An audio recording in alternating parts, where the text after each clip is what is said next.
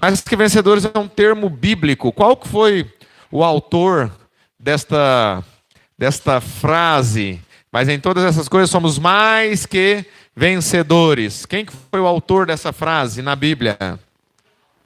Hã? Paulo. Quem acha que foi Márcio? Márcio não escreveu nada na Bíblia, né, Márcio? Lázaro também não escreveu não, mas ficou narrado, né? Mas não fica triste não, sabe por quê, Manel? Sabe por quê, Márcio? Porque Jesus também não escreveu nada. Você tem alguma carta de Jesus? Nada. É Mateus que escreveu, Lucas que escreveu, Marcos escreveu. Então, assim, o maior homem que pisou essa terra não deixou um livro escrito para a gente, mas deixou muito mais do que um livro escrito, deixou legado, deixou experiência de vida, que nos mantém aqui nesse lugar. Nós só estamos aqui hoje, Milena, nós só estamos aqui hoje, sabe por quê? Porque um dia, o nosso Senhor e Salvador, Jesus Cristo, foi pregado numa cruz. Você sabia disso? E sabia que ele sofreu muito? Senta aqui que eu vou te falar uma coisa. Senta aqui. Vou te falar uma coisa que você vai ficar estarrecida. Senta, por favor. Senta. Isso. Ó, sabia que esse Jesus, um dia, ele estava no meio de várias crianças. Muitas crianças. E aí, alguém disse, mas essas crianças estão atrapalhando o mestre. Falaram assim que as crianças estavam atrapalhando, você acredita? Só que aí Jesus falou assim, deixai vir a minhas, porque das tais é o reino dos céus. Sabia disso? Que o reino dos céus é daqueles que se comportam como uma criança. E agora eu quero te perguntar uma coisa. Mamãe é brava? Sua mamãe é brava? Muito brava? Muito bravo? De vez em quando existe uma varinha assim, existe varinha ou chinela havaiana. Diz que não usa mais havaiana, agora é Ipanema, né? Chinela Ipanema. De vez em quando tem uma chinelinha, um cintinho, uma varinha? Ou não? Só conversa? Tem? Mesmo? Uma menina tão comportada assim precisa de uma varinha de vez em quando? Precisa? Deixa eu te perguntar. Você continua amando os seus pais mesmo quando eles te corrigem? Continua amando o papai e a mamãe? Muito, muito, muito. Quando Jesus fala assim, deixai vir as minhas criancinhas porque das tais é o reino dos céus, é exatamente isso. Quando somos corrigidos, nós não guardamos mágoa, nós guardamos o aprendizado. Aquilo que nós entendemos que os nossos pais querem de nós, que é o melhor. Então, gente, quando Deus disciplina um filho, nós vamos nos aborrecer? Então nós não somos como criança. Nós temos aqui a prova viva de que uma criança, ela, apesar de ser disciplinada, corrigida pelos seus pais, ela continua amando. Vamos dar uma salva de palmas para Milena? Ê, Milena! Depois disso, só falta agora você cantar um hino. Quer cantar? Vem cá. Vem cá. Dá a mão aqui, dá a mão aqui. Este é o trem que vai... Não é o hino que você vai cantar, não. Só para chegar lá, viu? Porque aqui é um trilho, tá? Ó. Este é o trem que vai... Aí você vai fazer o... Tá bom? Este é o trem que vai... Este é o trem que... Fala só assim, ó. Este é o trem que vai... Este é o trem que vai para um lugar diferente. Este é o trem que vai. Este é o trem que vai para um lugar diferente, onde o louvor é permanente. Eu inventei essa parte, viu? Porque aqui você vai louvar, né? Vamos lá. E o Márcio vai tocar? É isso, Márcio? O que você quer cantar? Fala aí. Ele aceita pedidos. Sol. Ai, Jó, achei que ela queria um tom já. Vamos lá. Ó. Então, você já deu um exemplo grande do que é que Jesus disse, né? Quando somos disciplinados e corrigidos, nós continuamos amando o papai e a mamãe, não é isso? Então você pode dizer, papai, não tem problema, pode me corrigir. Fala para ele, papai, não tem problema, pode me corrigir. Papai, não tem problema você me corrigir. Ah, viu? Que amor, gente. Imagina, nós falando isso para Deus. Papai do céu, não tem problema. Pode me corrigir, que quando o Senhor corrige, eu sei que é por amor. Isso é ser criança, né? Então, às vezes a gente aprende muito, às vezes não, né? Com toda certeza sempre. Eu vou aumentar um pouquinho o volume para ela cantar, ela canta baixinho. Vamos lá? Vai dar bom? Qual que é o tom? Eu sei. Ah, tá bom então. Chá, como pode ainda adorar, se não tem motivos pra cantar, abandona esse Deus e morre. Mas todo o que ele faz é menos por bem fazerias. Eu adoro o que ele é, eu sei que tudo é dele. Mas você não tem motivos pra ir aos seus bens, seus filhos, seus amigos. O que você vai fazer? Eu vou adorar, simplesmente adorar. Eu vou adorar. Deus me deu, Deus tomou. Bendito seja o nome do Senhor. A Ele a glória, a Ele a honra e o louvor.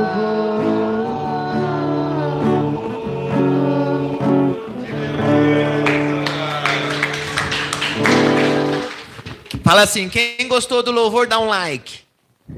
Quem gostou de levar, dá um like. Ah, eu duvido que agora esse culto não vai estar cheio de like, né? Né, Márcio, filho? Eu não acredito que agora você vai ter coragem de continuar assistindo esse culto sem deixar o seu like, né? E é maravilhoso quando Deus nos disciplina, fala conosco.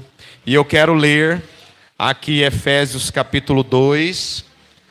Vamos ler, gente. Você abra aí o que você tem para abrir, se você trouxe sua Bíblia, você que está pela internet. Vamos ler Efésios 2. Ler Efésios 2. Quem tem Bíblia, abra. Quem tem celular, vamos abrir, vamos ler junto. Efésios 2, do verso 1 a seguir. Olha só o que está escrito aqui, ó. Atenção, vocês pela internet, atenção, vocês aqui presentes. Olha o que Paulo fala aos Efésios. Vocês estavam mortos. Vocês estavam mortos em suas transgressões e pecados, nos quais costumavam viver, quando seguiam a presente ordem deste mundo e o príncipe do poder do ar. O espírito que agora está atuando nos que vivem na desobediência. Anteriormente, todos nós também vivíamos entre eles, satisfazendo as vontades da nossa carne, seguindo seus desejos e pensamentos. Como os outros, éramos por natureza merecedores da ira. Vamos dizer isso aqui? Éramos merecedores de quê? Da ira de Deus, merecedores da ira de Deus. Por quê merecedores? Porque estávamos simplesmente satisfazendo vontades, desejos, concupiscências da carne, seguindo os nossos desejos, os nossos pensamentos. Portanto, éramos merecedores da ira. todavia, contudo, porém, mas. O que é isso aqui? Todavia, contudo, porém, uma conjunção adversativa. Todavia, Deus que é rico em misericórdia. Eu merecia a ira, mas Deus que é rico em misericórdia pelo grande amor com que nos amou. O amor de Deus é justo? É. O amor de Deus é corretivo? É. O amor de Deus disciplina? Sim. Deu-nos vida com Cristo. Todavia, Deus que é rico em misericórdia e amor com que nos amou, deu-nos vida com Cristo, quando ainda estávamos mortos em transgressões. E aí ele diz, pela graça vocês são salvos.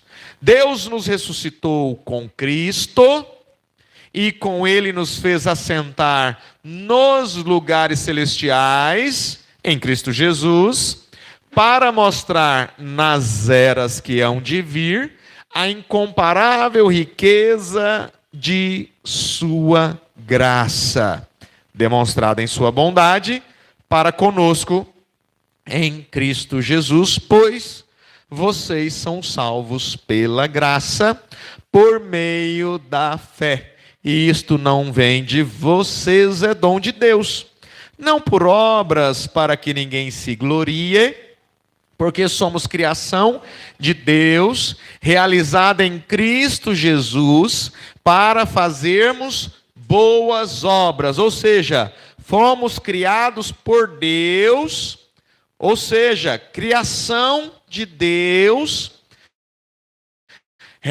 A realização dessa criação de Deus foi através de Cristo Jesus, para quê? Para fazermos boas obras, as quais Deus preparou antes para nós as praticarmos. Amém.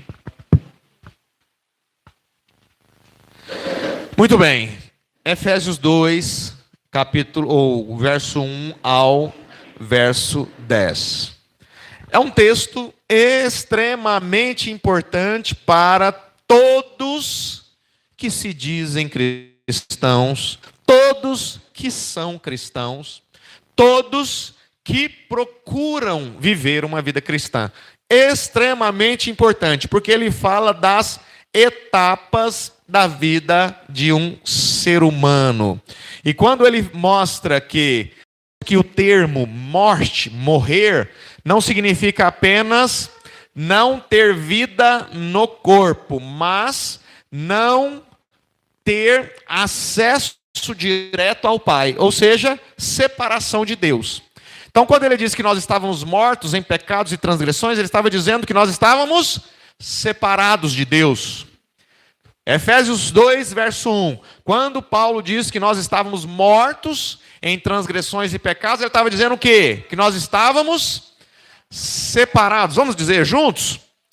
Nós estávamos separados de Deus, que significa morte. Na verdade, em Apocalipse usa esse termo como segunda morte. Mas quando Paulo fala que nós estávamos mortos, nós estávamos separados de Deus. Cada um de nós foi separado de Deus um dia? Sim ou não? O que você acha, irmã Maria, representando a irmã Dercy? Ô, irmã Dercy, ó, tchauzinho, viu? Tá fazendo falta aqui, né? Irmão Lázaro que o diga. E irmã Maria, quando Paulo fala que nós estávamos mortos em transgressões e pecados, e nós estamos afirmando que isso significa não morte na carne, mas separação de Deus. Todos nós um dia estávamos separados de Deus? Todos nós? A senhora acha que um dia a senhora esteve separada de Deus?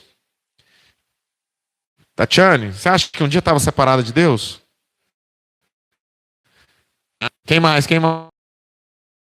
Isso é o nome da sua tia? Helena. Um dia estava separada de Deus?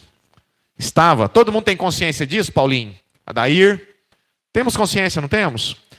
Por quê? Porque enquanto não reconhecemos ou não nos vemos como pecadores e necessitados da graça de Deus, nós estávamos mortos em pecados e transgressões. O que é esse estar morto em pecados e em transgressões? Paulo fala que todos nós nascemos em pecado. Por que a gente nasce em pecado se a criança não peca? Porque a forma principal, que é Adão, pecou. Quando Adão peca, sendo uma forma, e essa forma, ela estraga, né? Ela amassa, ela cai, amassa. Tudo que é feito a partir daquela forma, vem através daquele amassado, né? Daquele problema.